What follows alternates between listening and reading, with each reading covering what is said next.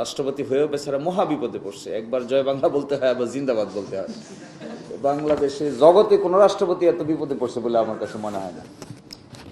কিন্তু আমি একটু খুব আশ্চর্য হই, এই এম্বারাসমেন্টটা একটা শিশুও বুঝে। বিএনপিকে এম্বারাসড হয় না? একটু আগেই দেখতেছি একটা ভিডিও বের হয়েছে, রাষ্ট্রপতি বলতেছেন যে তিনি কাকে সালাম করতে গেছেন কিন্তু তার সালাম নেন নাই। পরে বুঝতে পেরেছেন যেহেতু তিনি রাষ্ট্রপতি হবেন, সুতরাং সালাম নেওয়াটা, পায়ে ধরে সালাম নেওয়াটা ঠিক হয় নাই।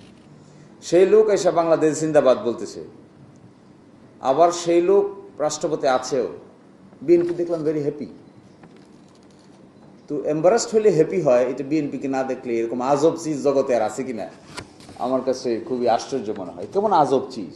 স্টে সেফের ডাবল লেয়ার প্রোটেকশনই পিরিয়ডের হেভি ফ্লোর দিনগুলোতে আমাকে রাখে নিরাপদে। Stay safe. এরকম বক্তব্য দিচ্ছে, জিন্দাবাদ বলতেছে, তাকে আবার রাখতে হবে। এখন আবার দেখি বক্তব্য দিচ্ছে ওনাকে রাখতে হবে কেন? কারণ ওনার মেয়াদ এখনো শেষ হয়নি। তো মেয়াদ তো শেষ হবে 28 সালের এপ্রিলের কত তারিখ দেখলাম। এতদিন পর্যন্ত এটাকে সোয়ালো করে করে যাবেন। যাক, ওনাদের ক্ষমতা আছে। তো করণীয়টা কি? এর মধ্যে আমি মনে করি বিপ্লবী আক্তাররা এখানে আসে as a member of parliament, তাদের উচিত আগামী 12 তারিখের আশেপাশেই 13 তারিখেই সংবিধান সংস্কার পরিষদের সভা আহ্বান করা। সেখানে তারা একটা জিনিস করতে পারবেন আর একটা জিনিস করতে পারবেন না।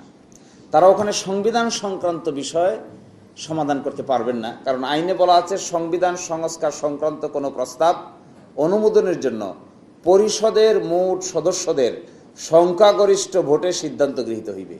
এখানে সূক্ষ্ম ব্যাখ্যা বিশ্লেষণ করলে এটাও পারবেন, কারণ পরিষদ তো গঠিত হবে তাদের দ্বারা যারা শপথ নিয়েছেন। তো বাকি যে 200 কত জন তো শপথ নেয় নাই, ওরা তো পরিষদের মেম্বার না। পরিষদের মেম্বার হলো এই 78 জন। তাহলে তাদের প্রস্তাব অনুমোদনের জন্য পরিষদের মোট সদস্যের, অর্থাৎ 78 জনের সংখ্যাগরিষ্ঠ ভোটে সিদ্ধান্ত গৃহীত হইবে এবং অন্যান্য বিষয়ে উপস্থিত ও ভোটদানকারী সদস্যদের সংখ্যাগরিষ্ঠ ভোটে পরিষদ সিদ্ধান্ত গৃহীত হইবে।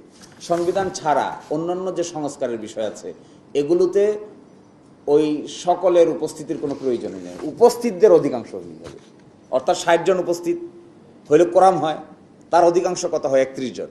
31 জন একমত হলে আইন পাশ করতে পারবে। ফলে আমি যেহেতু সংসদ সদস্য একজন আছেন, আমাদেরও সংসদ সদস্যরা আছেন, তাদেরকে আমরা বলেছি এই কথা যে একটা সুনির্দিষ্ট করা উচিত যে ঠিক আছে আমরা আহ্বান করি। রাষ্ট্রপতি আহ্বান করবে না, কিন্তু সদস্যদের মধ্য থেকে একজন আহ্বান করবে, বয়োজ্যেষ্ঠ একজনকে সভাপতি করবে, করে তারা সংবিধান সংস্কার পরিষদের মিটিং ডাকবে। এটিকে 2 ভাগে ভাগ করবে, একটা সংবিধান সংক্রান্ত আর একটা হলো সংবিধানের ছাড়া অন্যান্য স্বাভাবিক যে সংস্কারগুলো আছে। 84-র ভিতরে 47টা ছিল সংবিধান সংক্রান্ত, বাকিগুলো তো সংবিধান সংক্রান্ত না।